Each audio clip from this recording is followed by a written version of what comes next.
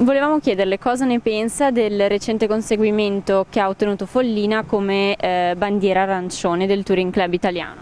Beh, credo che Follina si meriti un riconoscimento del genere perché sta facendo molto per incrementare appunto il turismo e speriamo che la situazione migliori, attuale che stiamo vivendo migliori e che si possa proseguire diversamente.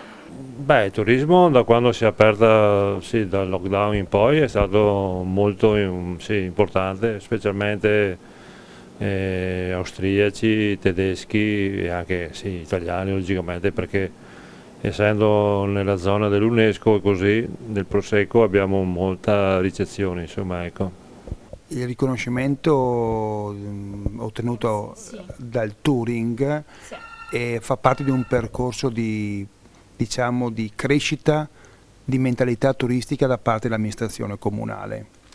Dopo aver appunto raggiunto anche altri due prima grandi importanti obiettivi come appunto i borghi più belli d'Italia e poi il riconoscimento di città slow, questa è la dimostrazione che l'amministrazione sta andando nella direzione giusta. Io dico sempre che questo non è un arrivo, questo è un punto di partenza e quindi credo che questi sono questi passaggi che stimolano l'amministrazione a fare ancora di più. Il potenziale c'è, la bellezza c'è, dobbiamo essere noi custodi anche per le prossime generazioni. Bisogna avere una visione a 100 anni, non a 100 giorni. Questo è quello che io penso di questo riconoscimento. Sono molto felice che il comune di Follina abbia ottenuto la bandiera arancione, speriamo che questa cosa ci porti lavoro e speriamo soprattutto di saper accogliere bene tutti i turisti che verranno a trovarci. Ecco. Quella è la cosa fondamentale, continuare a lavorare bene come cerchiamo tutti di fare. Beh, è una grande soddisfazione aver ricevuto anche questo riconoscimento, soprattutto perché riguarda il turismo con il quale ci siamo dedicati a pieno con questa amministrazione. Dopo i borghi più belli d'Italia, dopo l'assegnazione della città slow, ci è stato anche conferito questa bandiera arancione che è un altro riconoscimento sotto il profilo turistico. Noi pensiamo così di aver completato a 360 gradi l'offerta turistica per tutti coloro che vogliono venirci a trovare e godere delle bellezze di questo nostro piccolo borgo.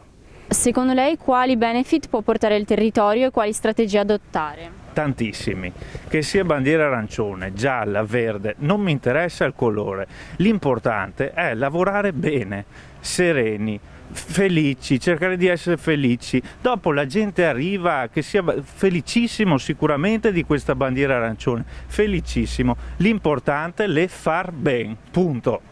Certo, anche, soprattutto migliorando sempre di più la location e promuovendo sempre di più i nostri prodotti che abbiamo, che ne abbiamo tantissimi e che attirano moltissimo, cioè, i turisti, e poi anche attraverso eventi e promuovendo il territorio anche attraverso i vari sentieri che abbiamo, tutto il turismo, quello delle passeggiate, delle biciclette. E beh, non pensavamo neanche noi perché eravamo già sui borghi d'Italia, che quello forse era già un massimo riconoscimento per il nostro paese, però questo diremo ancora di più, siamo più felici di prima, insomma, ecco. Ecco, diciamo che Follina ha avuto un riconoscimento, ma Follina rientra in una destinazione che si chiama Prosecco Hills, Prosecco Land, come piace chiamarla a me. Quindi io credo che la cosa importante è riuscire a fare una squadra con un comune obiettivo. Il Prosecco Land, non c'è Follina, Cison, Valdobbiadene, c'è la destinazione. Per uno che arriva dall'America è già difficile capire dov'è il Prosecco. Il nostro obiettivo è quello di far capire che in questa zona bellissima si produce anche il miglior Prosecco al mondo. Questo è il passaggio che deve arrivare al turista. E noi che abbiamo il DNA veneto abbiamo la capacità di sapersi adattare ai mutamenti e quindi dobbiamo ascoltare chi arriva e cosa ha bisogno.